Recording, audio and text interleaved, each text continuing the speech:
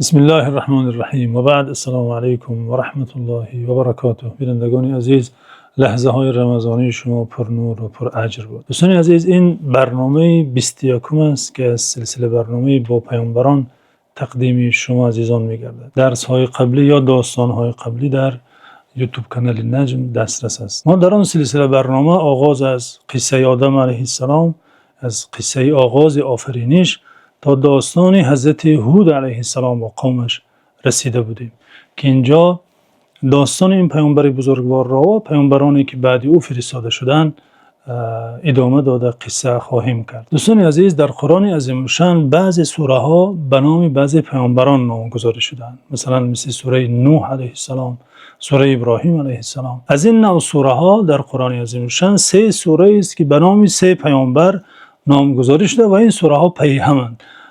آن سوره های مبارکه یونس علیه السلام، هود علیه السلام و بعد سوره هود سوره یوسف علیه السلام است. این 3 سوره در ترتیب قرآنی اولین سوره هایی است که به نام پیامبران نامگذاری شده. یعنی قبل از این سوره ها سوره به نام پیامبران در مصحف نداریم و ترتیب نازل شوی این سوره نیز مثل همین عیناً ترتیبشان در مصحف است. یعنی اولا سوره یونس علیه السلام، بعد اون سوره هود علیه السلام و بعد هود سوره یوسف علیه السلام به پیامبر صلی الله علیه وسلم نازل شده. البته وقتی سوره به نام معین نامگذاری می شود، البته آن نام دلالت دارد، معنای را افاده می کند.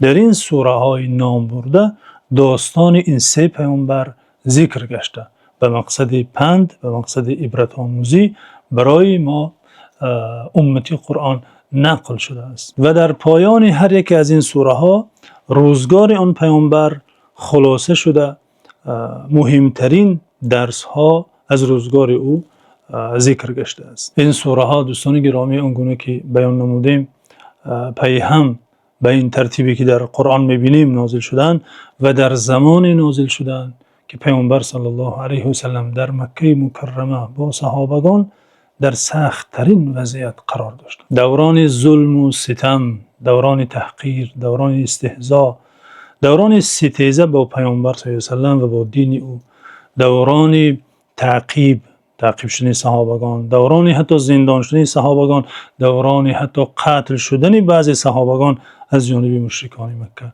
از جانب دشمنان دین. سالهای از نگاه اجتماعی خیلی تاریک، سالهای خیلی دشوار، سالهای تهمت و تحقیر، سالهای بسا محدودیت ها، سالهایی که آینده دین و دعوت برای صحابگان چندان معلوم نبود، سالهایی که بعضا خستگی، بعضا روح افتادگی، بعضا ناامیدی به نفس صحابگان راه می یافت. در این شب و روز سخت، در این وضعیت خیلی وزنین، این 3 سوره نازل شده. یعنی این 3 سوره در سالهای نازل شده دوستان عزیز که اون سالها و سالهای دوران ما شباهت داره. ببینیم که قرآن عظیم الشان مشکلات صحابگان رو در آن زمان، مشکلات هر مسلمان رو تا آخر زمان در چنین وضعیت سخت و سنگین چه راه حل های پیشنهاد کرده است. ببینیم که در این سوره ها خداوند از مسلمان، از بنده مومن چی میخواهد؟ میخواهد مومن چگونه باشد در چنین وضعیت اگر قرار گیرد، اگر به چنین فتنه ها روبرو شود. یعنی بیایید ببینیم تا سوره مبارکه هود علیه السلام به ما چی می آموزد. در سنن ترمذی و معجم طبرانی از روایات عبدالله ابن عباس آمده که حضرت ابوبکر صدیق به جناب پیامبر صلی الله علیه و سلم گفتند: یا رسول الله قد شبت.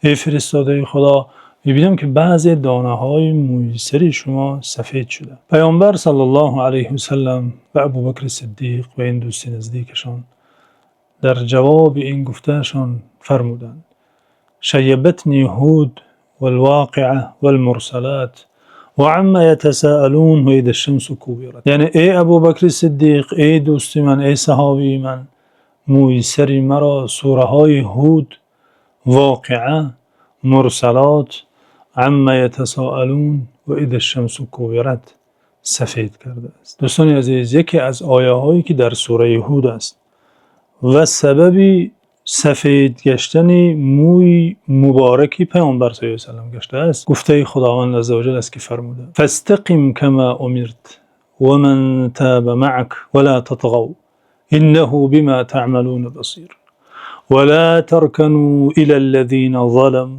فتمسكم النار وما لكم من دون الله من اولیاء ثم لا تنصرون. یعنی اینجا خداوند عزوجل پیامبر صلی الله علیه و سلم و امت ایشان را دستوری قاطعانه داده فرموده است. پس همان گونه که دستور شده ای، امر شده ای، در راه استقامت استوار باش و کسانی که پیروی تو هستند و تو ایمان آوردن آنها نیز در راه استقامت پایدار و استوار باشند. ولا تطغوا و سرکشی مکنید، از حدود کشیده خدا بیرون مشوید که خداوند عزوجل بر آنچه انجام میدهید بیناست. ولا ترکنوا الی الذین ظلموا فتمسکم النار و به سوی ظالمان تمایل مکنید، گرایش مکنید که آتش دوزخ به شما نیز میرسد، در حالی که به جز خداوند هیچ کمکگری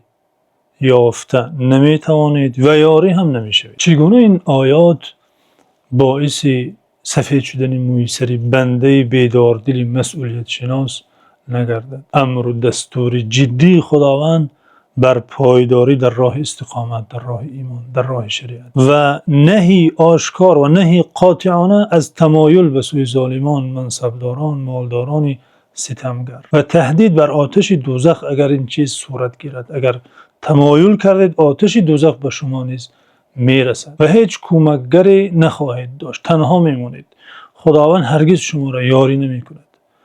چگونه این آیات موی سری کس را سفید نکند؟ یعنی سوره مبارکه هود برای ما در سخت ترین شرایط ها استواری در راه دین، استواری در راه شریعت را امر می کند، دستور می دهد. سوره مبارکه هود می گوید ای مسلمان، صرف نظر از شرایطت، صرف نظر از وضعیت سیاسی در راه دینت استوار باش. فاستقم کما امرت، یعنی ای مسلمان قدمت از جاده شریعت، از جاده دین بیرون نگردد.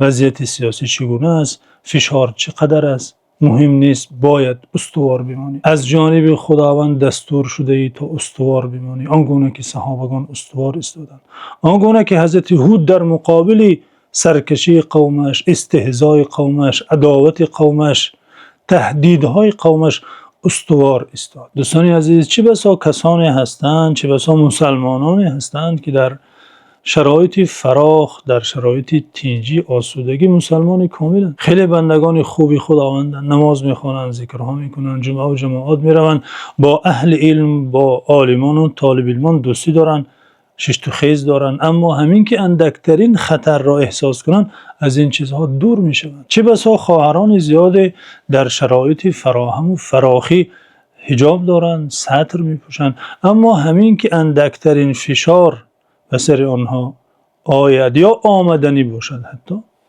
ستر خود را میگیرند. سوره هود به ما تعلیم میدهد، دستور میدهد که چنین نباشیم، در راه استقامت پایدار بمانیم.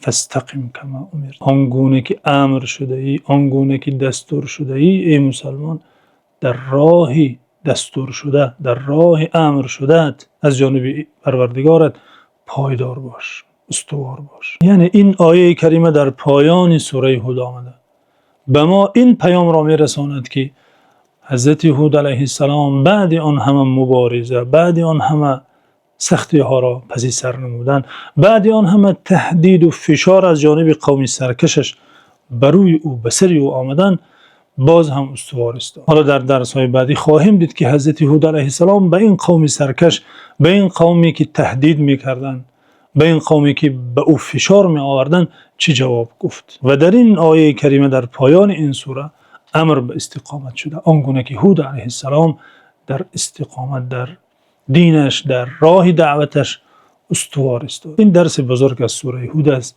که میباید برای هر مسلمان و علل خصوص برای دعوتگران قاعده قرآنی پیش نظرشان همیشه قرار گیرد. دوستان ارجمند، ادامه داستان هود علیه السلام با قومش را در درس‌های بعدی خواهیم شنید. رمضان شما پر نورتر باد. در حفظ و امان خداوند باشید.